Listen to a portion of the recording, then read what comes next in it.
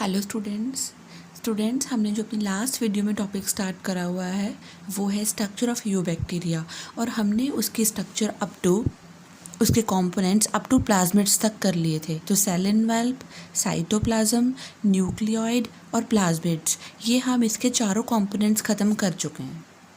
जब हम इसके कंपोनेंट्स पढ़ेंगे वो हम पढ़ेंगे इंक्लूजन बॉडीज़, फ्लैजेला, पिलाई एंड फिम्ब्रिए। क्लियर? तो हम स्टार्ट करने वाले हैं इसका fifth component, that is inclusion bodies. तो हम इसको स्टार्ट कर रहे हैं।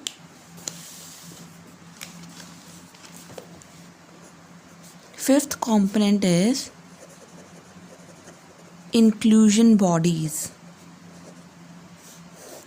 बेटा व्हाट आर इंक्लूजन बॉडीज़? अगर मैं इंक्लूजन बॉडीज़ आपको कलेक्टिवली बताऊं, कलेक्टिवली ग्रुप में, तो एक्चुअली जो जितनी भी नॉन लिविंग सब्सटेंसेस होती हैं, the non living substances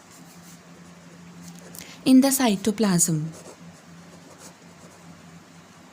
is known as inclusion body, right? और इसमें क्या कुछ आ सकता है? इसमें आ सकते हैं, अब जो नॉन लिविंग चीज़ें हैं वो क्या क्या हो सकती हैं? मे बी इसमें कोई रिज़र्व फूड मटेरियल हो सकता है, राइट? इसमें कोई जैसे ग्लाइकोजन के ग्रेन्यूल्स हो सकते हैं, वो रिज़र्व फूड मटेरियल है। जैसे मैं आपको 3 तरह के हो सकते हैं। पहले तो हम बात करेंगे इसमें गैस वैक्यूल्स, वो भी इंक्लूजन बॉडीज़ होती हैं। ये गैस वैक्यूल होता क्या है? गैस वैक्यूल, बेटा जो गैस वैक्यूल है वो सभी बैक्टीरिया में नहीं मिलता। They are only found in the cyanobacteria and purple green bacteria. तो आपने नोट करा ये किस में मिलेगा? जो फोटोसिंथेसिस करते हैं। ऐसा क्यों, ये हम डिस्कस करने वाले हैं अभी। तो जो गैस वैक्यूल्स होते हैं ना बेटा, उनकी खुद की अपनी कोई मेम्ब्रेन नहीं होती। ध्यान से सुनना एक बात, गैस वैक्यूल मुझे ऐसे ड्रॉ नहीं करना, रॉन्ग, ऐसे नहीं ड्रॉ कर सकती। Gas vacuole is itself made up of numerous hexagonal gas vesicles. See, बहुत सारी ऐसी राउंड में गैस वेसिकल्स। तो ये क्या है? This is hexagonal gas vesicle, right? Clear? और अभी तो हमने कहा था कि जो प्रोकैरियोट्स होते हैं कि उनमें मेम्ब्रेन बाउंड ऑर्गेनेल्स नहीं होती, ये हमने बोला था पहले भी। तो फिर ये फिर हमने वैक्यूल क्यों ड्रॉ करा? वैक्यूल भी तो एक ऑर्गेनेल ही होती है, वो भी मेम्ब्रेन बाउंड। लेकिन स्टूडेंट्स याद रखो, जो एक सिंपल वैक्यूल होता है उसकी मेम्ब्रेन होती है, लेकिन गैस वैक्यूल इटसेल्फ छोटे छोटे कंपार्टमेंट्स का बना होता है, जिनको हम क्या बोलते हैं? Gas vesicles. और गैस वेसिकल की जो मेम्ब्रेन होती है वो लिपिड्स और प्रोटीन्स की नहीं होती, not of lipids and proteins. Lipids और प्रोटीन्स की नहीं होती इसकी मेम्ब्रेन। तो जिसकी मेम्ब्रेन लिपिड और प्रोटीन की नहीं होगी, that would not be a organelle, right?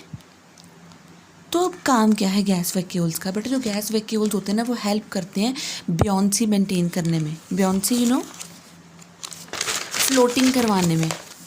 So it helps in maintaining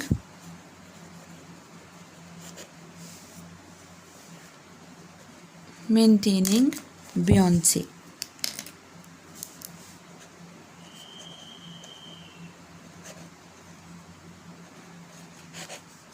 बियोंसी maintain करने में हेल्प करेगी, मतलब ये क्या बनाएगी? सेल को काफ़ी हल्का बना देगी, राइट? अब आपको याद होगा मैंने क्या बताया था, ये किस में मिलता है? Only in the photosynthetic bacteria. ये देखो, क्योंकि फोटोसिंथेटिक बैक्टीरिया को ही लाइट लेने के लिए हल्का होकर ऊपर आना पड़ेगा, ताकि वो क्या कर सके? फोटोसिंथेसिस कर सके। Clear?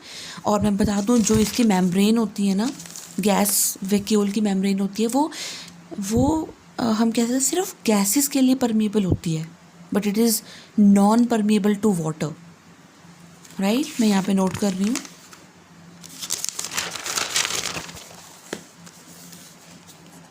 membrane of gas vacuole is permeable to gases but not to water. So it is impermeable for water but it is permeable for the gases. Clear? हमने बेटा जो स्टार्ट करा हुआ है कंपोनेंट इसका, वो कौन सा स्टार्ट करा हुआ है? Inclusion bodies. इसका मतलब होता है जितनी भी नॉन लिविंग सब्सटेंसेस होंगी साइटोप्लाज्म में उसको हम क्या बोलेंगे? Inclusion bodies. तो इसमें आता क्या क्या है? एक तो गैस वैक्यूल्स आते हैं, राइट. और अगर मैं इसमें बताऊँ, इसमें और क्या आते हैं? B part, that are inorganic inclusions. Inorganic inclusions मतलब inorganic substances, non living substances inorganic. क्या क्या होती हैं? एक तो होता है वॉलोटिन ग्रैन्यूल्स. बेटा जब भी वॉलोटिन ग्रैन्यूल्स होता है दाने, राइट, ग्रुप. तो वॉलोटिन ग्रैन्यूल्स किसके लिए होते हैं? For phosphate storage. किसके लिए? For phosphate storage. और कौन से ग्रैन्यूल्स हो सकते हैं? Sulphur granules. और कौन से हो सकते हैं? आयरन के ग्रैन्यूल्स. तो ये भी क्या हो गए? नॉन लिविंग लेकिन inorganic substances, right. Next part is the reserve food. Reserve food. तो रिज़र्व फूड क्या हो सकता है? रिज़र्व फूड हो सकता है अगर तो साइनोबैक्टीरिया है तो उसमें क्या, क्योंकि देखो वो साइनोबैक्टीरिया फोटोसिंथेसिस करेगा, तो फोटोसिंथेसिस करेगा तो स्टार्च बनाएगा. तो उसका जो रिज़र्व फूड होगा वो क्या होगा? Cyanophycean starch. तभी हमने मेंशन करा है ये साइनोफाइसियन, राइट. तो ये नॉर्मल हम स्टार्च की बात नहीं कर रहे हैं कि जो प्लांट्स में प्रोड्यूस होता है, हम ये स्पेशली बता रहे हैं कि साइनो बैक्टीरिया में प्रोड्यूस होता है, राइट. और क्या हो सकता है? ग्लाइकोजन के ग्रैन्यूल्स. बेटा ये क्या होते हैं ग्लाइकोजन? बेटा हमारी बॉडी में, अगर मैं हमारी बॉडी की बात करूं, ह्यूमंस की बॉडी की बात करूं, तो उसमें जो एक्सेस ग्लूकोज होती है ना, वो ग्लाइकोजन में कन्वर्ट होती है. तो एक्सेस ग्लूकोज किस में स्टोर होता है? As glycogen. तो हम बैक्टीरिया की डायग्राम देख लेते हैं. सी, उसमें ये जो मैंने रेड कलर के ये स्पॉट्स बनाए हैं, सी ये वाले, ये ग्लाइकोजन के ग्रैन्यूल्स हैं, राइट. तो ये देखो हमने बीच में ये इनऑर्गेनिक इंक्लूजन्स या रिजर्व फूड ड्रॉ कर रखा है, या हम कह सकते हैं इंक्लूजन्स की डायग्राम बनाई हुई है. तो एक बार मैं आपको क्विकली बता दूं, ये बाहर म्यूसिलेज था, फिर सेल वॉल थी, फिर सेल की मेम्ब्रेन थी, फिर साइटोप्लाज्म था, राइट. हमने म्यूसिसोम के बारे में पढ़ा था, क्लियर. राइबोसोम्स के बारे में पढ़ा था हमने, क्रोमैटोफोर्स के बारे में पढ़ा था. ये देखो कलर्ड या पिगमेंट कंटेनिंग ऑर्गेनेली नहीं कह सकते इसको हम, पिगमेंट कंटेनिंग बॉडीज़ होती हैं ये बीच में न्यूक्लियोइड था, ये प्लाज्मिड्स हैं. यहाँ तक हम पढ़ चुके थे अपनी लास्ट वीडियो में. आज हमने स्टार्ट करा है फ्रॉम द इंक्लूजन बॉडीज़. तो उसका ही हम क्वेश्चन अभी पढ़ रहे हैं. सो हम बात कर रहे थे इंक्लूजन बॉडीज़ की. तो 3 तरह की इंक्लूजन बॉडीज़ हमने पढ़ ली. एक रिजर्व फूड, एक इनऑर्गेनिक इंक्लूजन, इसमें क्या है? सल्फर के ग्रैन्यूल्स, आयरन के ग्रैन्यूल्स हो गए, और एक हमने कौन सी पढ़ी थी? That are gas vacuoles. See, gas vacuole. और मैंने बताया था गैस वैक्यूल की खुद की अपनी कोई भी मेम्ब्रेन नहीं होती. इंस्टेड वो किसका बना होता है? हेक्सागोनल गैस वेसिकल्स का बना होता है. इतने सारे हेक्सागोनल गैस वेसिकल्स कंबाइन करके क्या बनाएंगी? गैस वैक्यूल को बनाएंगी. क्लियर. अब हम बात करेंगे अपने नेक्स्ट कंपोनेंट की. हम देख लेते हैं हमारा नेक्स्ट कंपोनेंट कौन सा है. सी, हमारा नेक्स्ट कंपोनेंट है फ्लैजेला. Clear students. ये देखो, ये देखो, ये जो स्ट्रक्चर है मैंने क्या बना रखा है, ये फ्लैजिला की स्ट्रक्चर ड्रॉ करी हुई है। क्लियर? ये यहाँ पे भी है, C. So this one is flagella. और हमें पता है फ्लैजिला किसमें हेल्प करता है? In the locomotion, right? तो 6th पोर्शन इज फ्लैजिला।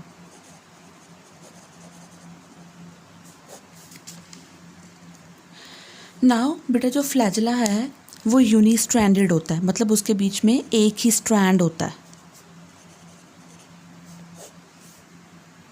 कोई फ्लैजिला के अंदर और स्ट्रैंड्स नहीं होंगे, इट इज़ यूनिस्ट्रैंडेड, राइट? जो फ्लैजिला होता है ना बेटा, वो डिवाइडेड होता है, उसके पार्ट्स होते हैं 3। एक होता है बेसल बॉडी, एक है हुक, और है filament. Basal body, hook and the filament, right? तो हम इसकी डिस्कशन कर लेते हैं अभी कि ये कैसा दिखता है। सी, मैं डायग्राम ड्रॉ कर रही हूँ यहाँ पे।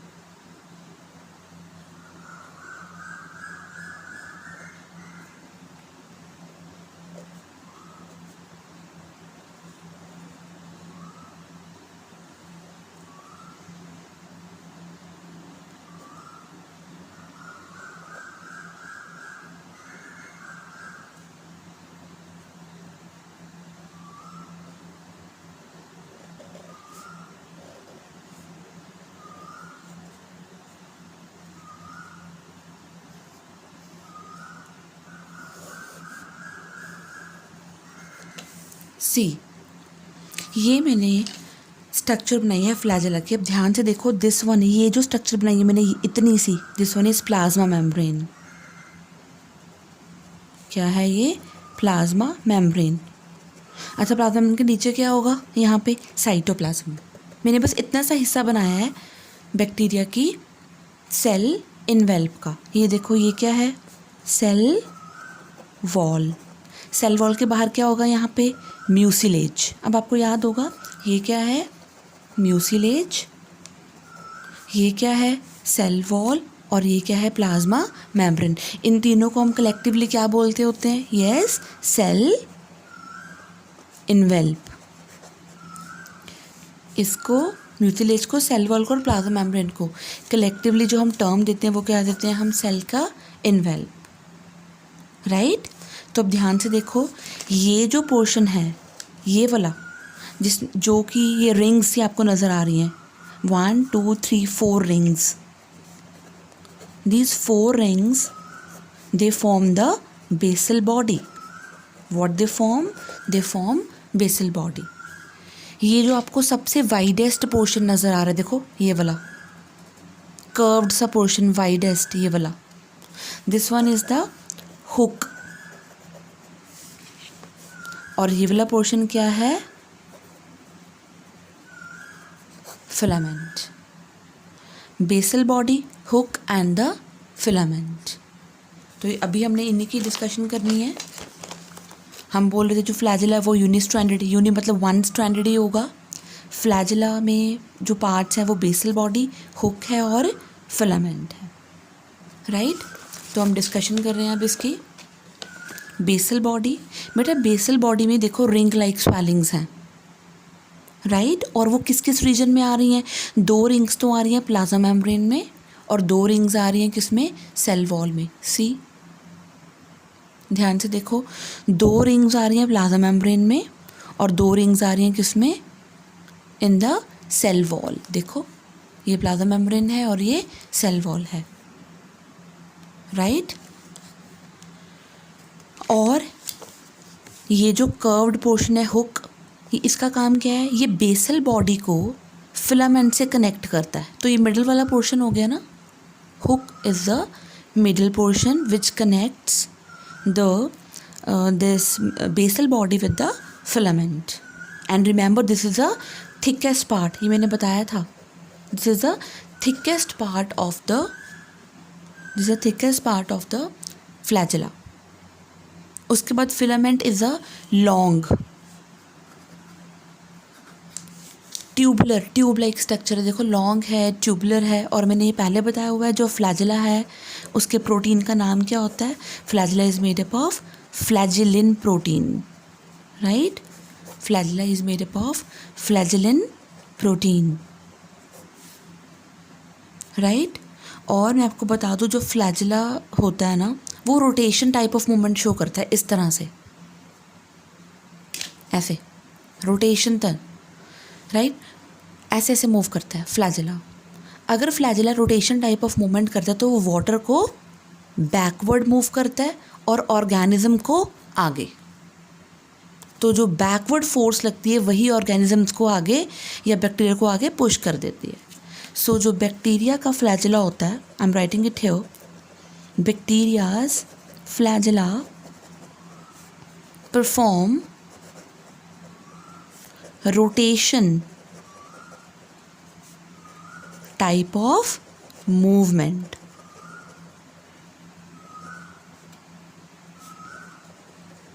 That brings about backward pushing of water. Backward pushing of water, and thus it cause bacteria forward moving. तो जो बैक्टीरिया होता है बेटा उसका जो फ्लैजिला होता है वो रोटेशन टाइप ऑफ मूवमेंट करता है, वो ऑर्गेनिज्म को आगे लेकिन वाटर को बैक पुश करता है, राइट. तो यहाँ तक हमने अपने नेक्स्ट जो है दो कंपोनेंट्स यानी कि इंक्लूजन बॉडीज़ और फ्लैजिला ख़त्म कर लिए. अब हम बात करेंगे इसके लास्ट कंपोनेंट की, पिलाए एंड फिम्ब्रिए. हालांकि पिलाए और फिम्ब्रिए हमने पहले भी डिस्कस कर लिए, लेकिन अभी हम इसको थोड़ा ब्रीफ में डिस्कस करने वाले हैं. 7th पोर्शन इज पिलाए एंड फिम्ब्रिए. बट आपको याद होगा मैंने बताया था कि ये जो पिलाए होते हैं, ये देखो डायग्राम में हम देखते हैं, ये देखो ये जो स्ट्रक्चर मैंने बनाई है बेटा ये वाली, ये देखो 1 दिस 2, ये स्ट्रक्चर्स क्या हैं बेटा, पिलाए, राइट. पिलाए का नंबर कम होता है, साइज़ बड़ा होता है. किससे? फिम्ब्रिए से. अगर मैं फिम्ब्रिए ड्रॉ करूं तो फिम्ब्रिए ये देखो ब्रिसल लाइक, ऐसे पूरी बॉडी पे बैक्टीरिया की ब्रिसल लाइक स्ट्रक्चर्स होती हैं, राइट.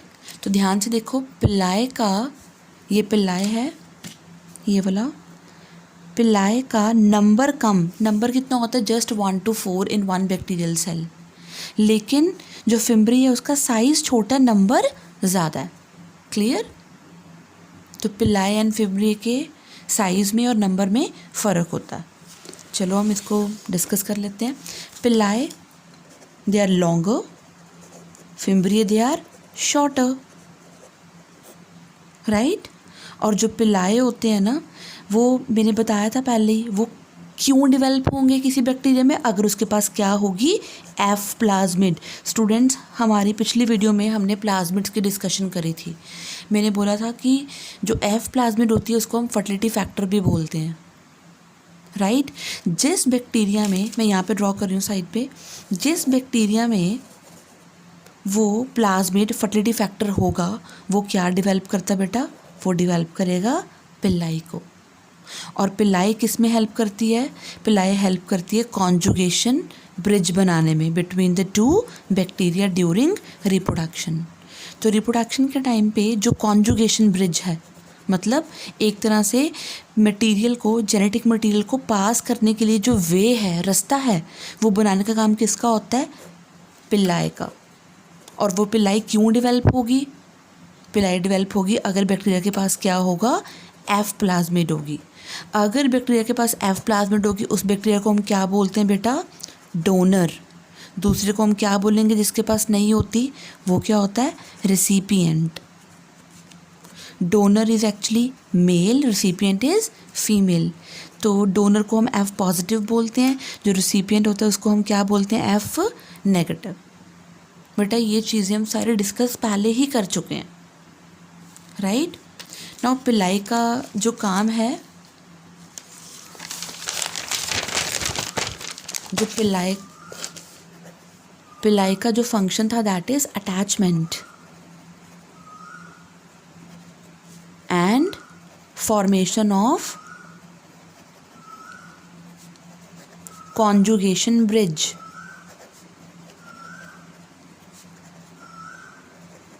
कॉन्जुगेशन ब्रिज डेवलप करना। तो जो फिम्ब्रिए थे दे वर शॉर्टर, बट नंबर इनका क्या होता है, ज़्यादा। कितना, इनका नंबर होता है अबाउट 300 to 400 पर सेल।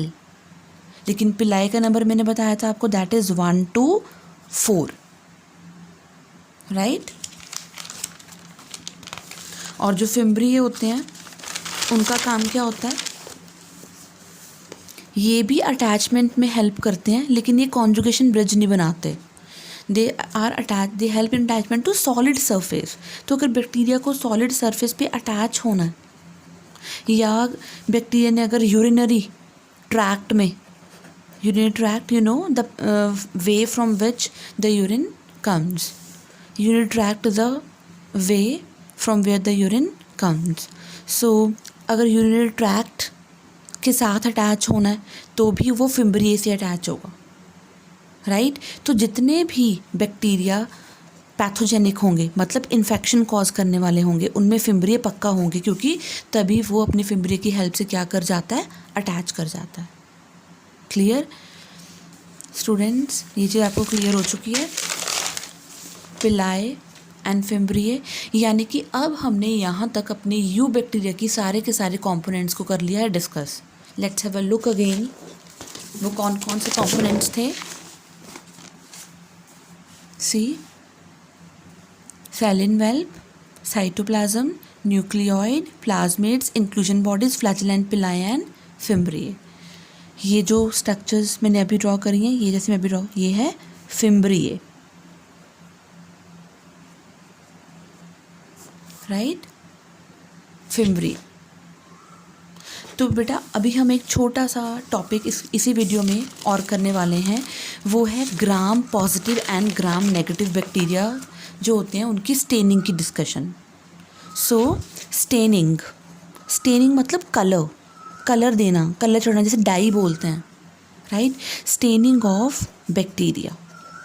अब आपको याद होगा मैंने अपनी पिछली वीडियो में भी आपको बताया था कि कुछ बैक्टीरिया को हम ग्राम पॉजिटिव बोलते हैं और कुछ बैक्टीरिया को हम क्या बोलते हैं, ग्राम नेगेटिव। अब ये क्या चीज़ है, जिस बैक्टीरिया ने ग्राम स्टेन को रिटेन रखा, यानी कि इस स्टेन को देने के बाद और वॉशिंग करने के बाद भी, इवन वॉशिंग हम किससे करते हैं, एसीटोन या फिर अल्कोहल से, वॉशिंग करने के बाद भी उसकी स्टेन रही अगर रिटेन, तो वो होता है ग्राम पॉजिटिव बैक्टीरिया। लेकिन जिस बैक्टीरिया की स्टेन जो है वो लॉस्ट हो गई, that is gram negative bacteria, right. तो हम बात करेंगे यहाँ पे इसकी स्टेनिंग के प्रोसीजर की, राइट। तो हम बैक्टीरिया को ग्रुप कर देते हैं। So bacteria is grouped on the basis of the reaction, on the basis of reaction of bacteria to gram stain। तो बैक्टीरिया की ग्रुपिंग की बात करेंगे on the basis of reaction of bacteria to gram stain. Bacteria stain को रखेगा या hold नहीं कर पाएगा। तो हमने सबसे पहले क्या लेना है, इसके लिए हमें लेना है बैक्टीरिया और उसकी हमने ग्राम स्टेनिंग करनी है। तो ग्राम स्टेनिंग का प्रोसीजर क्या होता है, सबसे पहले हमने बैक्टीरिया को ट्रीट कराना होता है विद क्रिस्टल वॉयलेट डाई। बेटा ये डाई का नाम है क्रिस्टल वॉयलेट। तो first step is the staining of the bacteria with the crystal violet. तो जितने भी बैक्टीरिया होंगे ना, they all pick up blue colour. तो सारे बैक्टीरिया किस कलर के हो जाएंगे? ब्लू कलर के हो जाएंगे। जो सेकंड स्टेप है, इन्हीं ब्लू कलर वाले बैक्टीरिया के ग्रुप के ऊपर हमें क्या डालना होता है बेटा? हमें डालना होता है आयोडीन सॉल्यूशन। Iodine solution. तो second step is the addition of KI और आयोडीन सॉल्यूशन, राइट। और उसके बाद का स्टेप क्या होता है हमारे पास? इसी के साथ ही आयोडीन सॉल्यूशन डालने के बाद हमें क्या करानी होती है? Washing. Then washing of bacteria with alcohol से वॉशिंग करें, चाहे हम एसीटोन से वॉशिंग करें। तो यानी कि फर्स्ट स्टेप था क्रिस्टल वॉयलेट, फिर था आयोडीन सॉल्यूशन देना, फिर उसके बाद था step washing, right.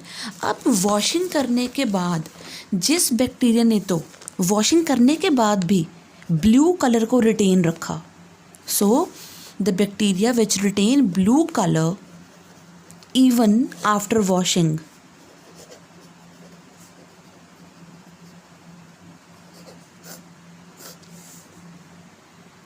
And that is known as gram positive bacteria. तो हम उसको क्या बोलेंगे? उस बैक्टीरिया को ग्राम पॉजिटिव। लेकिन the bacteria which have lost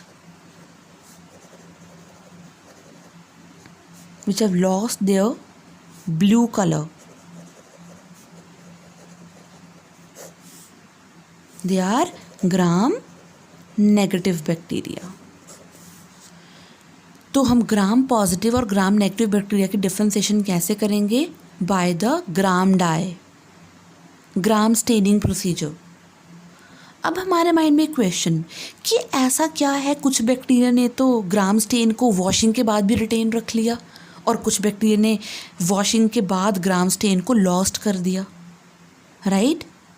तो हम इसी की डिस्कशन करते हैं, बस जस्ट थोड़ा सा इसमें डिस्कस करेंगे। बेटा जो ग्राम नेगेटिव बैक्टीरिया है उसने क्यों लॉस्ट करा डाई को? क्योंकि बेटा उसकी सेल वॉल में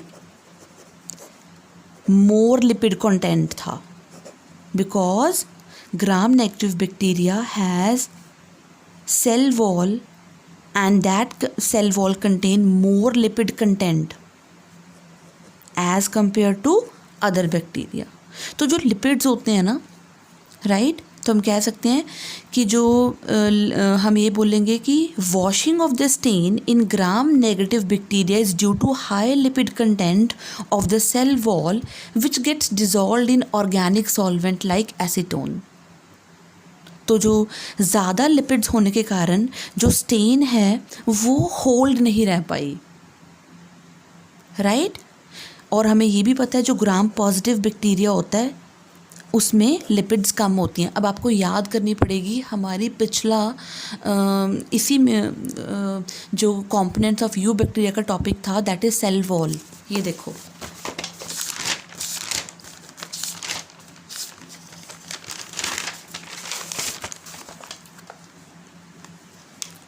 याद है मैंने क्या बताया था? जो ग्राम पॉजिटिव और ग्राम नेगेटिव में डिफरेंस है कि जो ग्राम पॉजिटिव होता है उसमें जो सेल वॉल होती है वो बनी होती है पेप्टिडोग्लाइकन की और बहुत थिक होती है, अबाउट 20 to 80 नैनोमीटर थिक होती है। लेकिन ग्राम नेगेटिव में कितनी थी? 8 to 12 नैनोमीटर थिक। इसमें सिंगल लेयर थी और स्मूथ थी। इसमें क्या थी? 2 लेयर्स। और आउटर लेयर देखो किस चीज़ की बनी थी? लिपोपॉलीसेकेराइड्स।